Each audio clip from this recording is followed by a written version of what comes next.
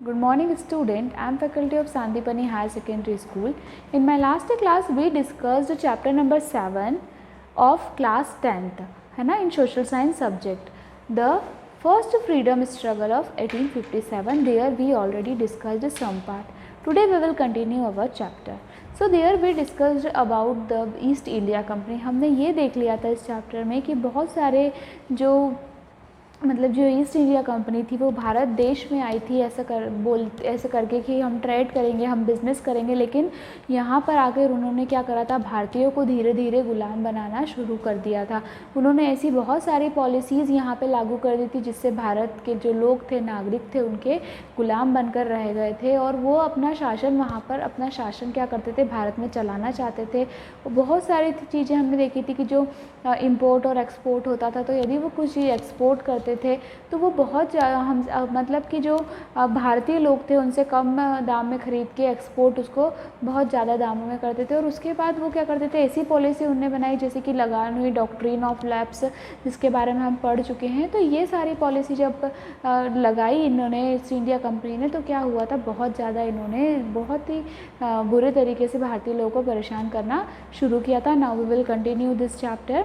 The way means by victories in the wars and by dissolving the Indian states into many company and unfair. इसमें क्या हुआ था, जब हमने ये देखा था कि इस टाइप की सिचुएशन चल रही थी, तो ईस्ट इंडिया कंपनी ने क्या करा था कि भारत के बहुत सारे राज्यों को, बहुत सारे जो स्टेट्स थे, इंडिया स्टेट्स को क्या कर लिया था, अपने में इन्वॉल्व कर लिया था विदाउट, और भारतीय लोग नहीं चाहते थे, लेकिन इन्होंने क्या हुआ, कुछ ऐसी पॉलिसी लगाई, कुछ ऐसे रूल्स लगाए, गलत रूल लगा के पॉलिसी लगा के इन्वॉल्व कर लिया था। East India company provoke angered and discontent among the Indians. ये जो ईस्ट इंडिया कंपनी थी ये क्या थी ना, कि भारतीय लोगों से एक विवेक का व्यवहार नहीं करती थी. This resulted the dozen of traipsing in the various part of the country 1765 से 1856. मैनी ऑफ दिस, अगर हम बात करें तो बहुत सारे जो लोग थे, बहुत सारे लोगों के साथ जो ईस्ट इंडिया कंपनी थी उसका जो व्यवहार था वो बहुत ज़्यादा बुरा था। और बहुत सारे ज़मींदार थे, फार्मर्स थे, कुछ अच्छे लोग थे, उन सबको क्या करा था, ये जो ईस्ट इंडिया कंपनी है अपने एक तरीके से कब्जे में ले लिया था। और यहाँ तक कि ईस्ट इंडिया कंपनी के अंदर उन्होंने क्या करा था, अपने सोल्जर्स को भी ले लिया था। वो सोल्जर्स से भी क्या करते थे, उसमें काम करवाते थे। अब ये there was a revolt by फरजासी who followers the sect of Muslims and the exploitation of farmers by the zamindars and the British, है ना, जमींदार। अब उन्होंने क्या करा, बहुत सारे जब ऐसे पॉलिसी वहाँ पे डाली कि मतलब लोगों में फूट पड़वाने की जब पॉलिसी डाली, तो उन्होंने ज़मींदार लोगों को भी अपने हक में ले लिया। और फिर ऐसे करके क्या करा, उन्होंने अपने देश की स्थिति को बिगाड़ने की पूरी कोशिश की थी और पूरा बिगाड़ कर रख दिया था।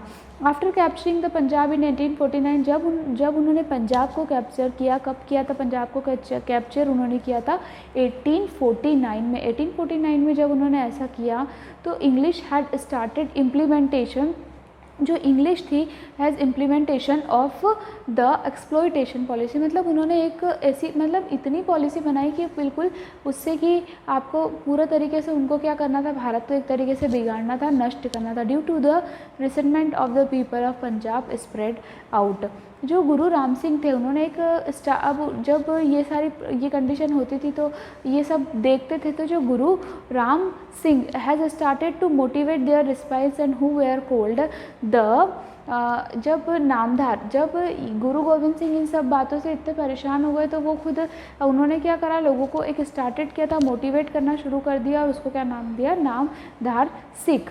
इन 13 अप्रैल 1857 में क्या हुआ था, defence the religion and country, है ना, they were the Kuka because of they raise the voice. अब उन्होंने क्या करा, इन चीज़ों को जब ये चीज़ें देखी तो उन्होंने अपनी आवाज़ उठाई और इसको क्या नाम दिया, कुका, KOOKA, है ना, इसको एक नाम दिया था। जब ज़ोर से जो आवाज़ उन्होंने इसके लिए उठाई थी, इस कारण से जैसे कि जो वॉइस थी उनकी एक कूक थी लोगों के खिलाफ, तो इस कारण से इसको एक नाम भी दिया गया था, KOOK, cook.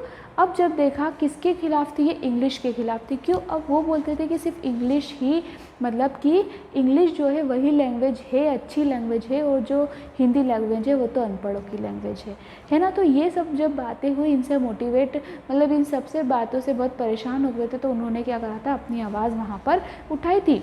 English has established as slaughter house butcher खन्ना in many places in the Punjab. जो इंग्लिश थी वो स्लोटर हाउस, जैसे बुचार खाना जो है बहुत सारे प्लेसेस पे एस्टेब्लिश्ड किए गए थे, जहाँ पे क्या था, वेयर स्लोटेड, जहाँ पे काउस को स्लोटेड किया जाता था। कुक्कास एट्रेक्सेस और दोट slaughter house and got that closed. तो जो कुक्कास थे जिन्होंने अपनी आवाज़ उठाई थी, उन्होंने क्या कहा, वहाँ पे अटैक्ड किया और उसको क्या करा, मतलब कि उसको बंद करवा दिए थे।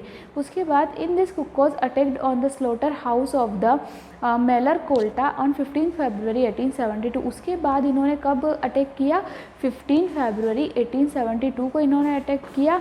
And the police had arrested 49 Kukas and shoot them by cannon. तो इन लोगों ने क्या किया था, 49 जो कुक्कास से जो लोग आवाज़ उठा रहे थे उनको मतलब गोली से मार दिया था। उसी समय गोली से क्या कर दिया था, मार दिया था, और 49 लोगों को अरेस्ट कर लिया था।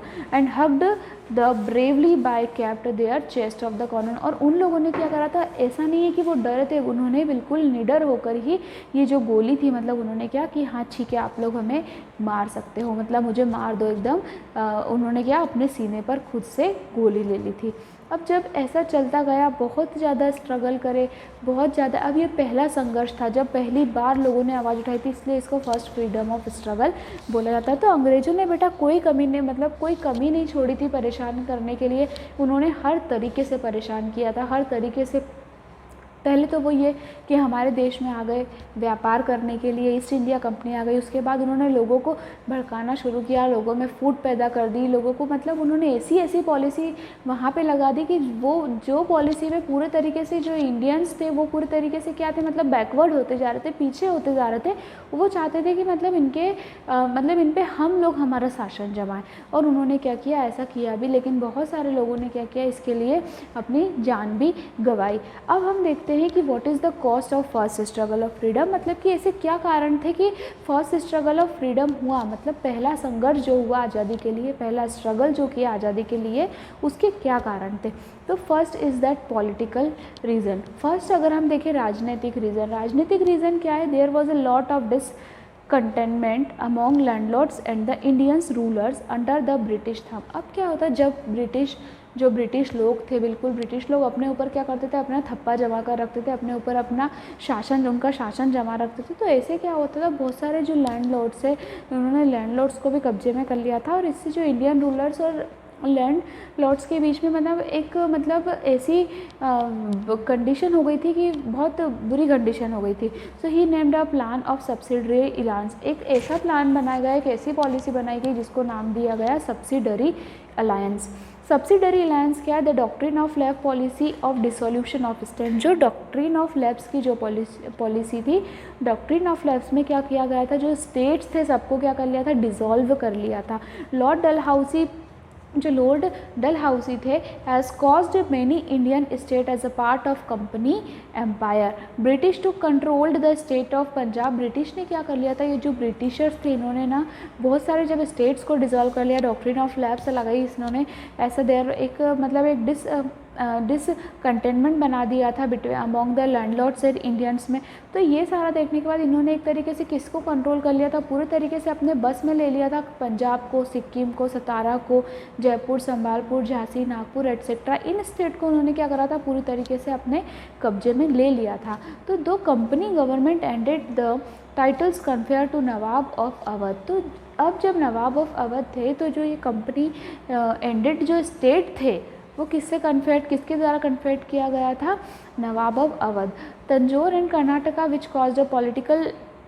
अब जब क्या हुआ, जब इस टाइप का कभी भी पॉलिटिकल झगड़े कब होते, जब दो पार्टी आपस में लड़ती है। तो the cause of state anxiety among the ruling families. तो अब जब इस तरीके से शासन जमाने लग गए थे, तो क्या हुआ था, एक तरीके से बहुत उत्पन्न हो गया था कि नहीं, ये पार्टी हमारे ऊपर शासन जमा रही है, ये लोग हमको परेशान कर रहे हैं। So were the state British to control of their soldier, craftsman and people connected with the various other trades were adversely affected. अब जब इन्होंने सबको कंट्रोल कर लिया तो इन्होंने ऐसे लोगों को भी कंट्रोल कर लिया था जो कि सोल्जर थे, लैंडलॉर्ड्स थे, बहुत बड़े बड़े लोग थे जिनके पास बहुत ज़मीन जायदाद थी। तो इससे क्या हुआ था, पूरा का पूरा ट्रेड एडवर्सली इफेक्ट हो गया था। British sized land forms many zamindars and sardars. अब इन्होंने क्या करा था, किससे बहुत सारे लोगों से भी उन्होंने ज़मीन ले ली थी, मतलब सभी से छीन ली थी, कोई या तो कोई ज़मींदार हुआ, कोई सरदार हुआ, which resulted the unemployment of many people working there the previously. अब इससे क्या हुआ था, जब इन्होंने सबकी ज़मीन छीन ली, सबका काम छीन लिया, तो उससे जो बहुत सारे लोग थे, बहुत अच्छे लोग भी क्या हो गए थे, बेरोजगार हो गए थे। और ये जो कारण, एक पॉलिटिकल जो कारण बना था, ये फर्स्ट कारण था किसका, फर्स्ट फ्रीडम स्ट्रगल का। अब सेकंड हम कारण देखें यदि, तो वो था attack on Indian language, culture and tradition. मतलब कि हमारा जो भारत है, भारतीय हमारी लैंग्वेज, हिंदी लैंग्वेज, हमारे कल्चर और हमारे ट्रेडिशन पे उनने अटैक किया था। मतलब यदि उनने पॉलिटिकल देखा, उन्होंने ये सब किया, हमारे ऊपर पॉलिसी अप्लाई कर दी, भारत की मतलब भारतीय के ऊपर पॉलिसी अप्लाई करी, उन्हें हर तरह से परेशान करने के बाद उन्होंने पॉलिटिकल रीज़न देखा, उसके बाद उन्होंने अपनी इंडियन जो हमारी खुद की लैंग्वेज थी, हमारा कल्चर था और जो हमारा ट्रेडिशन था, उस पर अटैक किया। तो क्या हुआ था, the education policy formulated by the Lord मॉकले was attack on the Indian culture and education system. तो एक ये ऐसी पॉलिसी इन्होंने चलाई कि उन्होंने अपने एजुकेशन सिस्टम पे और हमारे लैंग्वेज पे अटैक किया। उन्होंने साफ बोल दिया था कि जो भारतीय लैंग्वेज है वो लैंग्वेज ही नहीं है, वो एक मतलब बोल सकते हैं वो किसी की भी लैंग्वेज नहीं है, वो अनपढ़ों की लैंग्वेज है। हिंदी लैंग्वेज को उन्होंने ऐसा बोला था। तो जब उन्होंने इस तरीके का बहिष्कार किया अपनी लैंग्वेज का, अपने कल्चर को बोला उन्होंने कि तो मतलब ये जो कल्चर है ये बिल्कुल बकवास कल्चर है, इस टाइप की उन्होंने क्या किया, बहुत सारी चीज़ें बोली। तो लोगों ने क्या करा, इसको प्रोटेक्ट करने के लिए लोगों को लगा कि नहीं, कहीं ना कहीं क्या हो रहा है, हमारा कल्चर जो है, हमारे ट्रेडिशन जो है, जो हमारे आज लैंग्वेज है, वो हम तरीके से, ये पूरी तरीके से क्या कर रहे हैं, छीनने की कोशिश कर रहे हैं। Now he there for encourage. और फिर वो क्या करते थे, जब इस टाइप की बात करते तो वो लोगों को क्या करते थे, फोर्स्ड करते थे कि मतलब you have to use English language, मतलब कि तुम क्या करो, हमारी लैंग्वेज को यूज़ करोगे और किसके कल्चर को फॉलो करोगे, and western and scientific learning, you have to follow the western culture. वो लोगों को इतना फोर्स करते थे कि तुम क्या करो, वेस्टर्न कल्चर को फॉलो करो, and the protect to interest of British rule in India by providing English education. मतलब वो चाहते थे कि कैसे भी करके यदि हमारा मतलब अगर ब्रिटिश लोगों का शासन वहाँ चलना चाहिए तो वो उनकी लैंग्वेज को प्रोटेक्ट कर देते। और इसी कारण से वो क्या चाहते थे कि मतलब कैसे भी करके हम हमारा ही जो है वहाँ पे मतलब एक तरीके से कब्जा जमा ले। इस कारण से उन्होंने क्या किया, अपने को पूरी तरीके से अपना ट्रेडिशन, कल्चर और साथ ही साथ लैंग्वेज पे भी अटैक किया। नेक्स्ट जो रीज़न रहा था वो रहा था इकोनॉमिक रीज़न, मतलब कुछ आर्थिक रीज़न भी ऐसे थे। Means the land management policies of company government provided distress of the farmer. अब क्या हुआ था, कुछ ऐसी कंपनी, कुछ जो ज़मीन थी या हम कुछ लैंड मैनेजमेंट पॉलिसी थी जो कि सरकार द्वारा क्या थी हम फार्मर्स के पास थी। Heavy taxes imposed the farmers and cause them to fall in the clutches and local money lenders to the remain debts. In order to sell more and more finished good manufactured in England, British government discouraged the cottage industries, handlooms and handcrafts. अब ये जब economics की बात आई तो इन्होंने जो Britishers लोग थे, ब्रिटिशर्स लोग क्या करते थे बेटा कि जो भी हम मतलब कि जो भारतीय लोग के पास ज़मीन थी, उन लोगों ने ज़मीन छीन ली, एक तरीके से उन्होंने अनएम्प्लॉयमेंट पैदा कर दिया।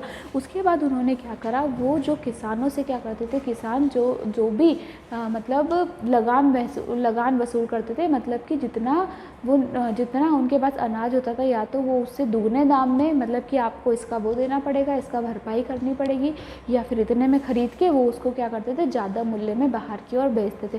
तो ऐसे क्या करा था इन्होंने, अपने देश की जो आर्थिक स्थिति उसको पूरी तरीके से गड़बड़ा दिया था, पूरी तरीके से डिस्टर्ब कर दिया था। और इसी के कारण क्या हुआ था, इन्होंने बिल्कुल डिस्करेज कर दिया था। जो ब्रिटिश गवर्नमेंट थी, जो ब्रिटिश सरकार थी, उन्होंने क्या करा, बिल्कुल डिस्करेज कर दिया। जो हमारी कॉटेज इंडस्ट्रीज़ थी, हैंडीक्राफ्ट के हैंडलूम्स जो इंडस्ट्रीज थी, इनको एक तरीके से पूरी तरीके से बंद कर दिया था, है ना। और अब जो अदर रीज़न था वो है हमारा सोशल एंड रिलीजियस रीज़न, मतलब जो हमारा सामाजिक और रिलीजियस जो हमारे रीति रिवाज है वो भी एक रीज़न रहा फर्स्ट फ्रीडम के लिए, मतलब वो भी उस पर भी इन्होंने अटैक किया। The social and religious policies of company government cause a lot of discontent among the Indian. ये जो जब उन्होंने अपनी सोशल और रिलीजियस पे जब अटैक किया ना, तो लोग क्या हो गए थे, पूरी तरीके से डिस्टर्ब हो गए थे और बहुत ज़्यादा उनके अंदर गुस्सा था। इसमें क्या होता है, Indians develop and apprehension that company government was bent upon a destroying their religion and, तो इंडियन लोगों ने ऐसा सोचा कि अगर ये हम इनको बंद करेंगे, क्योंकि ये हमारा ट्रेडिशन और कल्चर क्या है हमसे छीनना चाहते हैं, ये हमारा रिलीजन और हमारी जो सोशल हम लोग रहते हैं उसको क्या करना चाहते हैं, पूरी तरीके से ख़त्म करना चाहते हैं। Major Edwardes statement was ultimate aim of the British was to make India Christian country. इसमें क्या था, उनका मतलब ये रूल था, ब्रिटिश लोगों ने ये डिसाइड कर लिया था कि कैसे भी करके जो इंडिया है हमको उसको क्या बनाना है, क्रिश्चियन कंट्री बनाना है। मतलब भारत देश को पूरा उनका सोशल रिलीजियस कल्चर हुआ, उनका लैंग्वेज हुई, उनकी ट्रेडिशन सब कुछ ख़त्म करके हमको तो भारत को एक क्रिश्चियन कंट्री बनाना है। The company government made many laws and took major step irrigate to social events prevailing in India Indians consider as interference in the social life. अब क्या हुआ, इसी कारण से उन्होंने क्या करा, ऐसे नियम बना दिए, ऐसे कानून बना दिए जिससे कि भारतीय उसको रूल को फॉलो करे, पर भारतीय क्या थे, इसके अगेंस्ट थे। Spread of Christianity entertainment in Indians conversion to Christianity, Christian education of educational institute were reason with caused discontentment among Indians। ठीक है, अब ये जब रीज़न रहा, ये हो गया हमारा सोशल एंड रिलीजियस रीज़न। अब इसमें एक और रीज़न रहा, वो था डिसकंटेंट अमोंग सोल्जर्स।